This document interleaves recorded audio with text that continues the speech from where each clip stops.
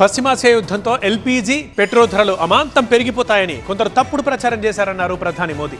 Oil కంపెనీలకు వచ్చిన 75,000 కోట్ల నష్టాన్ని కేంద్రమే భరించిందన్నారు. రాజస్థాన్, గుజరాత్ రాష్ట్రాల్లో పలు అభివృద్ధి కార్యక్రమాలు ప్రారంభించారు భారత ప్రధాని.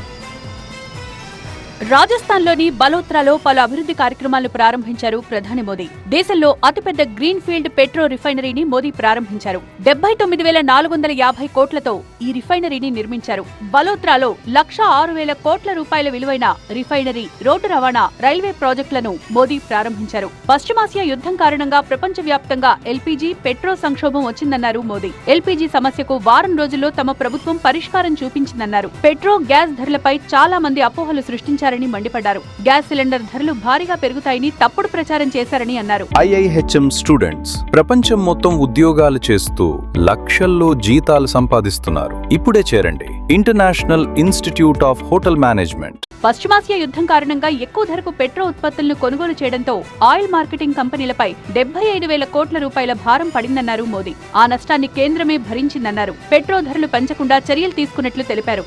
डीजल पेट्रोल में 75,000 करोड़ रुपए से ज्यादा का घाटा कंपनियों को उठाना पड़ा.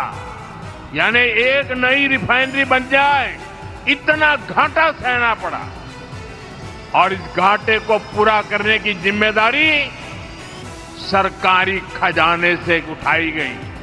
हमने प्रति लीटर 10 रुपये की एक्साइज ड्यूटी भी कम की और बहुत ज्यादा बोझ जनता पर नहीं पड़ने दिया.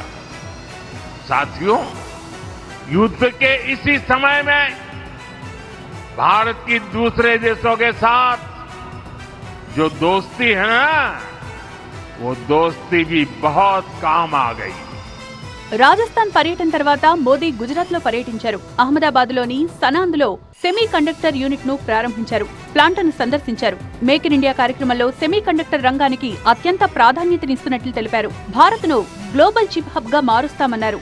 సీజీ సెమీ కండక్టర్ ప్లాంట్ లో ప్రతి ఏటా 200 మిలియన్ చిప్స్ ఉత్పత్తి చేస్తారని చెప్పారు మోదీ. భారత్ నుంచి ఇప్పుడు పెద్ద ఎత్తున మొబైల్స్ ఎగుమతవుతున్నాయని తెలిపారు.